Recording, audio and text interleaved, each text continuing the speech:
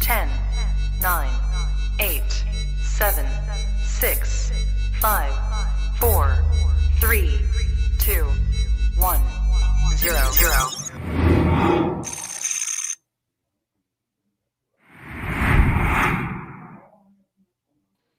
All right, welcome back to another edition of the Rising Coaches Member Spotlight. Today, joined by our good friend Anthony Brammer from USF Women's Basketball. Anthony, good morning, man. How are you? Good morning, Adam. How you doing, man? Good. Coming live from the practice facility, I see. Yeah, we have a little bit of a makeshift office down here right now.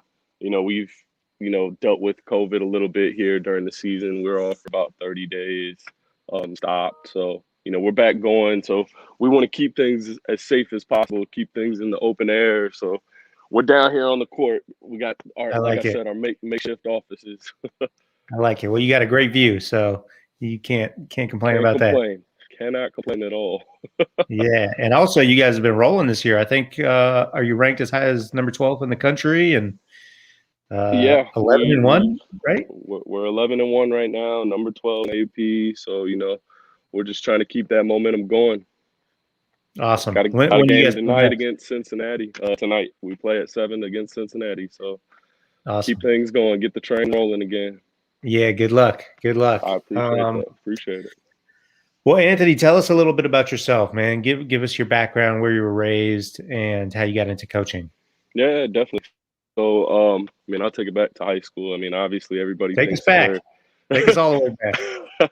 Obviously, everybody kind of thinks they're a good basketball player in high school. But my sophomore year, I blew out one knee. During tryouts, kind of played on it the whole year, but blew that knee out. Then the next year, my junior year, I blew the other knee out. So that kind of ended playing pretty quickly for me. Obviously, when things like that happen, your friends are still on the team, your life is still basketball. So, at that time, I just decided, you know what, I'll go ahead and be a water boy. At that time, that's when water boy was popular. So, I just wanted to be around the game. It turned out being a lot more than that. My high school coach allowed me to get involved with drills in the summertime, coaching, the summer league team, stuff like that. So it was a great experience. And, between my junior and senior year, he kind of mentioned, hey, man, you can do this, in college and get a scholarship. You can be around the game and learn the game. So that's when I kind of started thinking about that. And I'm from Virginia, ended up going to Old Dominion University. My thought was if I go to a smaller school, I might be able to get my hands on a little bit more and, do a lot more. So we ended up going there freshman year. As soon as I stepped on campus, went to the basketball office and, got involved, became a manager. I was an undergrad manager for 2 years. And then my junior year, I became the head manager, kind of started taking things, a lot more serious. Those first 2 years as a manager, built really good relationships with our assistants, picked their brains on different things, got their advice, and just really learned from them. But my junior year, I sat down with my head coach, and this is something that I mentioned to, I'm pretty heavily, involved with Grow the Game and with managers that are coming up right now. And, one of the advices that I give to them is, if you get an opportunity, you need to sit down with your head coach. Obviously there's a timing piece to that. You don't sit down with your head coach before a game or something like that. But, when the time presents itself, my junior year, I sat down with my head coach, Blaine Taylor, at the time at Old Dominion. This was back, I was manager from 2004 to 2008. But, I sat down with him and told him, I really want to be around the game. I can see myself doing this. And at that time, I remember it like yesterday. He looked at me, he's like, I had no clue.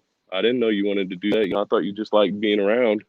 So at that point, he really started to give me, as many responsibilities as possible. Being at Old Dominion at that time, we didn't have a video guy, so I kind of got to be the de facto video guy. I don't miss, slicing the VHS tapes, that's for sure. Um, or those days of video exchange and packaging up all the VHS tapes in your in UPS slips and all that. I don't miss that stuff, but just trying to get involved in as much as possible. Dealing with donors, dealing with anybody that I could, grassroots stuff, camp obviously. But as I started getting ingrained in more things and getting more serious, I in the summers between my junior senior year and whatnot, I started working for the hoop group. Um, met a lot of great guys and girls up at the hoop group. I would go up there for the whole summer, like a month long during hoop group elite. Worked with Lamar Barrett and Mike Fairley. They were the directors at the time when I was working there. Obviously met guys like Bobby Jordan, who was on last week. Mitch Vanya, who's at Stephen F. Austin. Colin Curtin. Just a lot of great guys. I started to kind of get to know more people, get out of my bubble a little bit in the summers.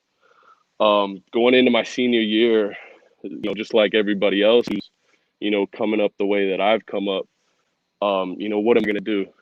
Do I send out a million different emails? Do I, what should I do?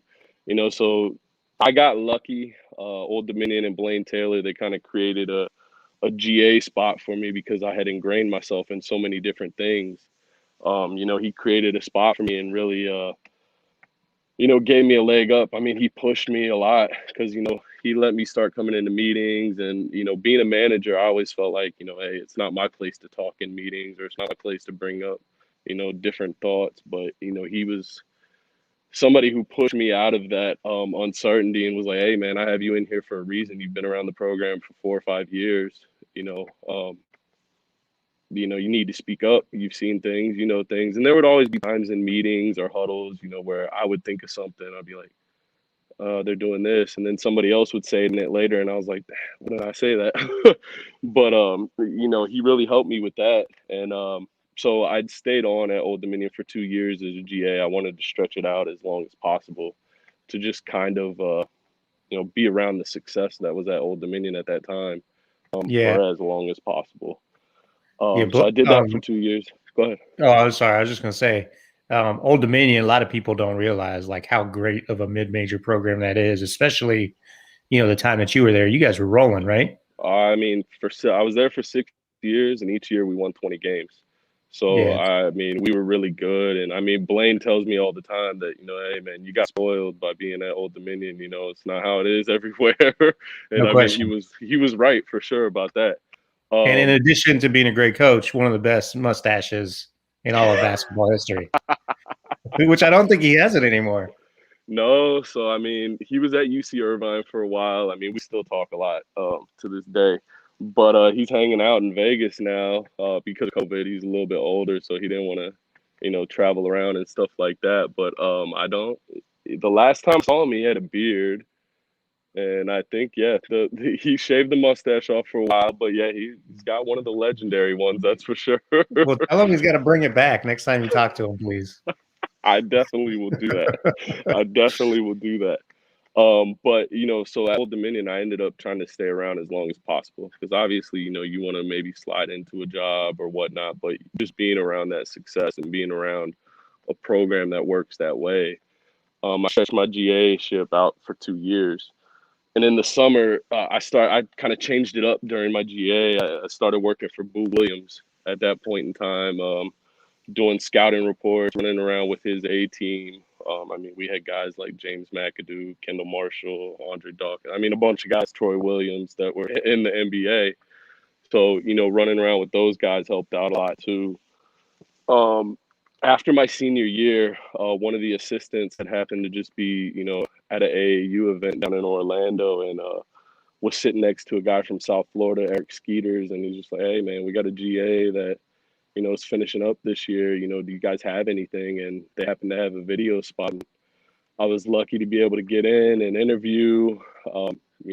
Driving back to the airport, staying, he offered me the job. And in 2010, I ended up coming down here to Tampa to work in South Florida on the men's side. So that was great. I mean, I was here for 4 years. 2012, we had the best year in school history. Went to the NCAA tournament, won 2 games. And then the next year we have an ESPN top 20 recruiting class.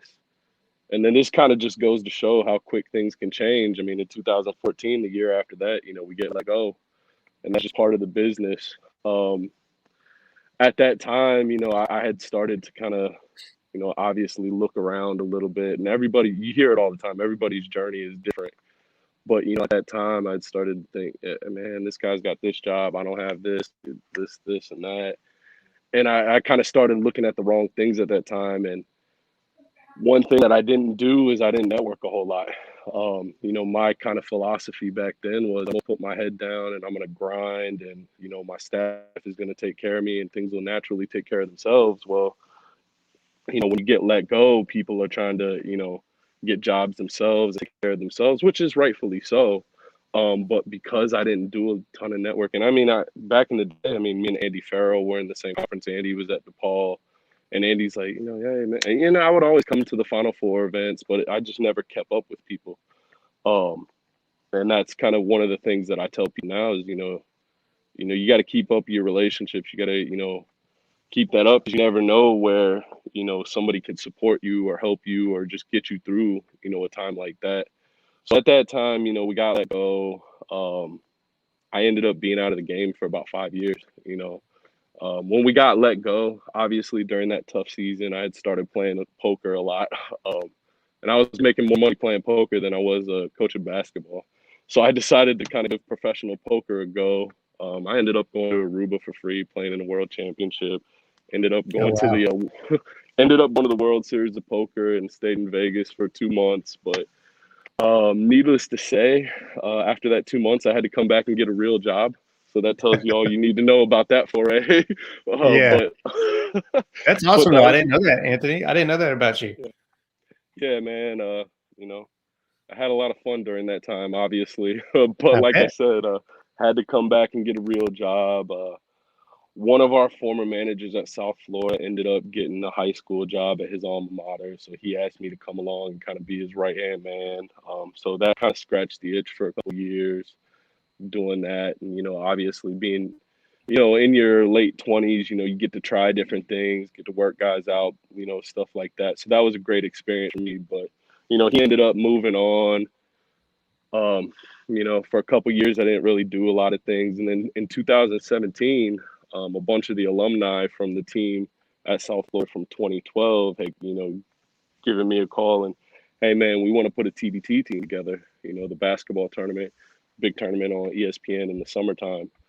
We ended up putting together a team. I got, a lot of donors. I got a couple donors involved from South Florida, and that kind of brought my name back up in circles again. We had this big, training camp for a week at South Florida. We ended up, athletic department ended up throwing us a kind of send off party, and all the games were on ESPN. So we win a game against Irv Walker and Jeremy Evans. We win a game at the buzzer. So that was kind of exciting. USF Twitter kind of blew up during that time, because we had to hit a big shot. We went to the Sweet 16. Ended up losing to Overseas Elite, who had won like 4 or 5 years straight. But that kind of brought my name back up again, at USF.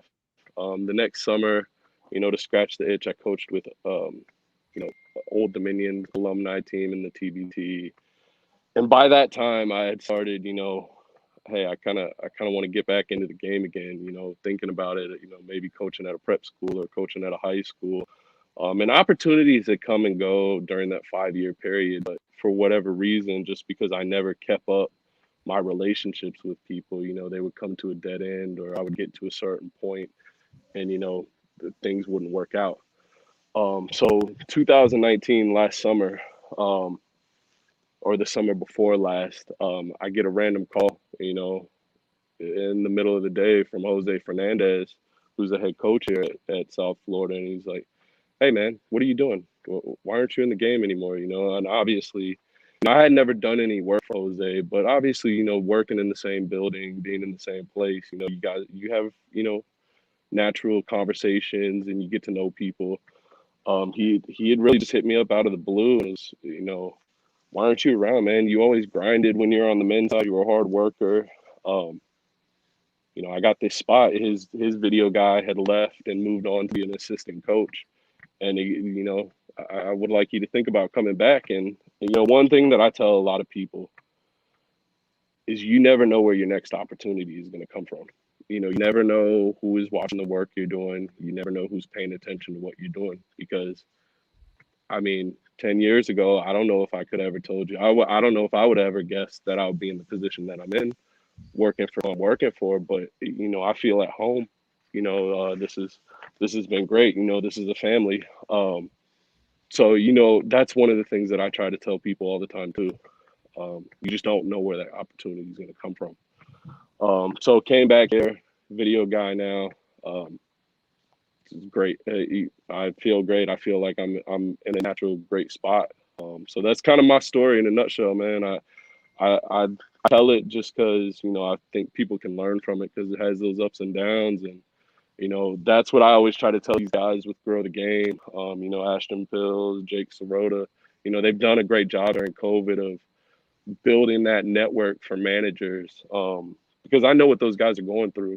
I know how it goes, and I know that the grind that they're on a daily basis and the stuff that they want to, accomplish essentially. So, yeah. Yeah, so much stuff to unpack that you talked about. I want to go back to something that you said that you mentioned kind of briefly, but like so many, like every coach kind of goes through this. You fall into that trap of comparing your career to other people's career. What is that, man? Like, are people doing that in other fields? I kind of feel like it happens more in coaching than in real life. I would agree, and I don't know what it is, man. It's crazy because it puts you in a dark spot. It puts you in a bad place. You start thinking about things that you can't control or that are not in your control. So I mean, it's really pointless to do. Because like everybody always says, and you always hear, everybody's on their own journey, and everybody takes different paths in this business, as we all know. So yeah, I don't know, but it's definitely something that people should try to steer away from for sure. Yeah, I think, I mean, obviously it's a hard profession and I think part of it is like, because there's no like clear path and like, your ascension through the profession isn't really related to the quality of your work. You can have a great staff and work your butt off and be the best, ops guy in the world. And if your team isn't winning games or whatever, and you guys get let go, I mean, people's careers take turns for reasons that out of their control, like you said. That is true. But that is very true. But you can't, like you said, you can't get into that. It's really hard. And how did you like snap yourself out of it, or did you? I mean, stepping away from the game, I think really just made me realize, different things. 'Cause there would be days, driving to my regular job where I was like, man, why am I doing this? I don't want to do this today. I just want to go back home, But in the basketball world, I've never had that day. There's Right. not been a morning where I wake up and I'm like, I don't want to do this today. Just being in that experience, made me realize, hey, man, there's you don't have anything to complain about. You're in a great spot. You're in a great place. Let things happen naturally. Yeah, for sure. Yeah, and then the other thing that I wanted to touch on that you talked about was, you just never know where those opportunities are going to come. And here you are in the USF facility, and you didn't know that 5 years later your opportunity was going to come from the people down the hall. Exactly. But that's how it is, and it's so easy to, if you lose a game the night before, come into the office and just be a jerk and blow by people's desks. But I'm sure you weren't doing that. I'm sure you were, obviously they saw your work and your work ethic, but I'm sure you were personable and, talking to them and building, you say you didn't do a good job of building relationships and networking, but you clearly did a good job where you were at. That's true. Because it led to this. That's very true. And that's something that I always try to, tell the managers that I'm with, that I talk to all the time. I mean, and just to swing back to being a manager, I mean, back in the day when I was manager, I mean, there's tons of guys who have jobs now, not necessarily that, you'd ask them for a job, but just, the support. Like back when I was in the CAA, I mean, Lucas McKay was at UNC Wilmington as a manager, longtime Brammer guy, who's at Wright State now. Will Wade was a GA at Clemson at that point in time. We had run into each other at different events. James Kane, who's at Iowa State. I mean, I try to tell these guys, you guys need to network with each other too, because, this business, everybody's connected and everybody knows different people and people move up. So, that's the other thing that, I think is important too. Yeah, no question. And then finally, you talked about Jose Fernandez, one of the best people in the business. I know a lot of people probably don't know him. He's a little underrated, I feel like. But he's done an unbelievable job building. I mean, he's been at USF forever, maybe 20 years or so, but he's really built you guys into a consistent, high level program. He has. He's been here 20 years. I mean, the program, before the last 2 years we've had injuries and whatnot, but we went to 6 straight NCAA tournaments, kind of built this program.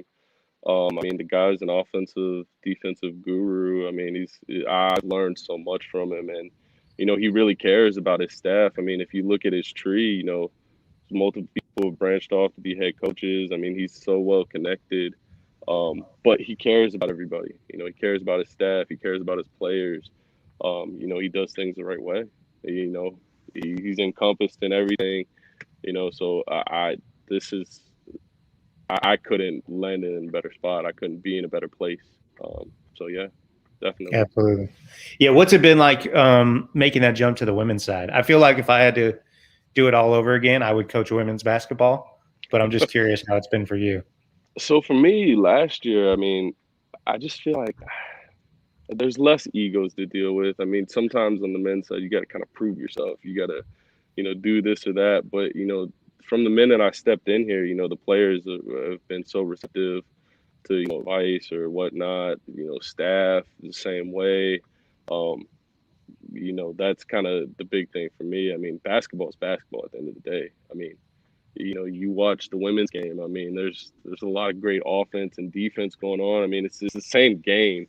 It's just, I don't know, man. I kind of feel like there's less egos to deal with and stuff like that. Sure. Awesome. Well, Anthony, I appreciate you being on here today, man. What's like the best piece of advice you can give to somebody, whether they're just getting into coaching or they've been in it for 20 years? What do you think the best lesson you've learned is? For me, is to just try not to look too far ahead, man. They're at and, grind as hard as you can, because I think a lot of people get caught up and, hey, what's my next job? Where am I going next? What am I doing?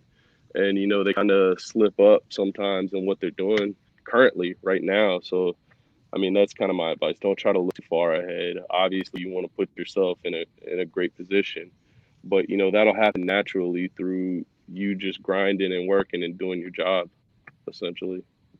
I love it. Anthony, thanks again for being on today, man, and good luck versus the Bearcats. I appreciate it, Adam. Thanks for having me on. I really do appreciate it. Hope you're staying warm, man. I mean, Tampa's been pretty warm while the rest of the nation is freezing out. So. Don't rub it in. I know you're making your recruiting pitch, but don't rub it in. It's kind of cold today, man. It's going to be in the 70s. So. Oh, man. Make sure you wear a sweater. Hey, I got long sleeves on. Got the long sleeves. All right, Anthony. Take care, man. Good luck tonight. Hey, I appreciate it. Thank you. All right.